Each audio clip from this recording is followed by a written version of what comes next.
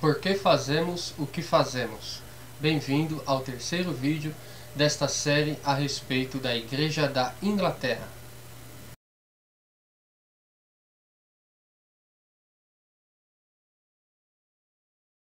Sabemos que alguns elementos do anglicanismo podem causar certa estranheza naquelas pessoas que nos conhecem pela primeira vez, especialmente aquelas pessoas que vêm de outras igrejas evangélicas.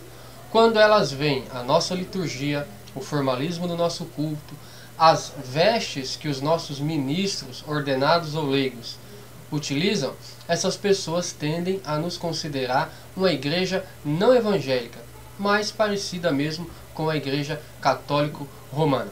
O que nós poderíamos dizer a essas pessoas que ainda têm dúvida se aquilo que nós fazemos é realmente apropriado para uma igreja de fato evangélica, uma igreja de fato herdeira da Reforma Protestante?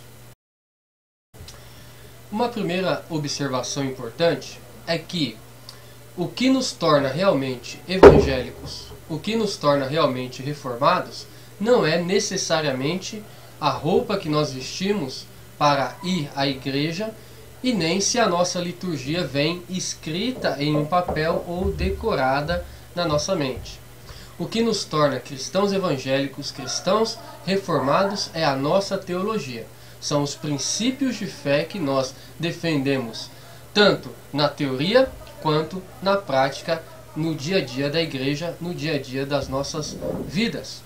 Porque o que é mais evangélico? O paletó e gravata de um assembleano, o tippet de um anglicano ou o brinco de um pastor de uma comunidade independente? É isso que nos torna cristãos? É isso que nos torna evangélicos e reformados? Não, é a nossa teologia. Portanto, eu quero te convidar a conhecer alguns princípios da teologia da Igreja Anglicana que nos tornam, de fato, uma igreja evangélica.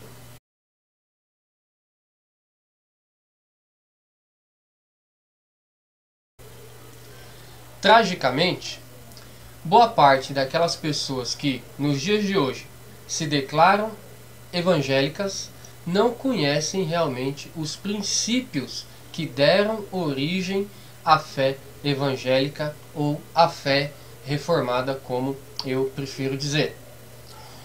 Por exemplo, um dos princípios fundamentais da fé evangélica é que a Bíblia é suficiente. Somente as Escrituras são regra de fé e prática para a igreja. É por isso que nós, da Igreja da Inglaterra, não mantemos comunhão plena com a Igreja de Roma ou com a Igreja Oriental, os ortodoxos.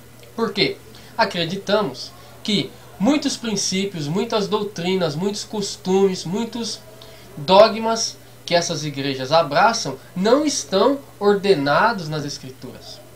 Se você pegar os 39 artigos da religião, que é a confissão de fé oficial da Igreja da Inglaterra, você vai ver que um dos princípios de fé que nós seguimos é que todo o necessário para a salvação está contido na Escritura.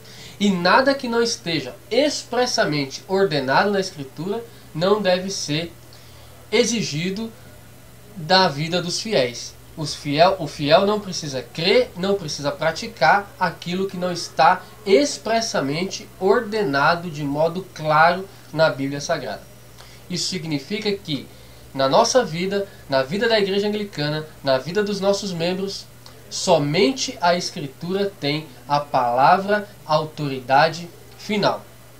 Isso nos torna uma igreja evangélica. Por quê? Apesar de a crítica da maioria dos evangélicos contra os católicos romanos, por exemplo, é que os católicos romanos seguem muitos princípios que não estão na Bíblia, infelizmente, nos nossos dias, muitas das ditas igrejas evangélicas cometem o mesmo erro. Tem muito cristão, inclusive muitos que nos criticam, que estão em suas igrejas e que seguem doutrinas de homens, costumes impostos por denominações. No anglicanismo, somente a Escritura tem autoridade para decidir a fé, a moral e os dogmas da Igreja.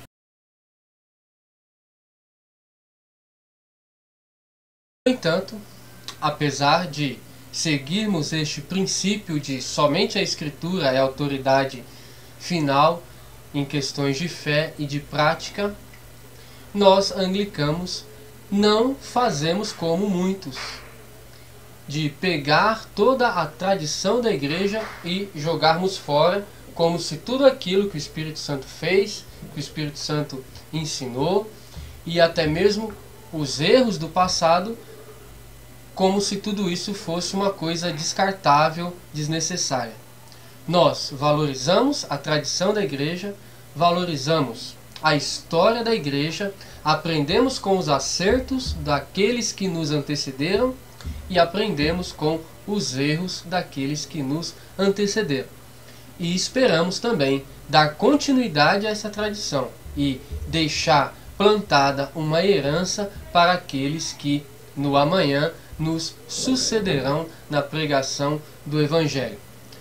Primeiro, somente a Escritura tem autoridade sobre nós, autoridade final, autoridade última, mas nós também valorizamos, não desprezamos de modo algum o testemunho da graça, o testemunho que o Espírito Santo tem deixado ao longo dos séculos no caminho da Igreja.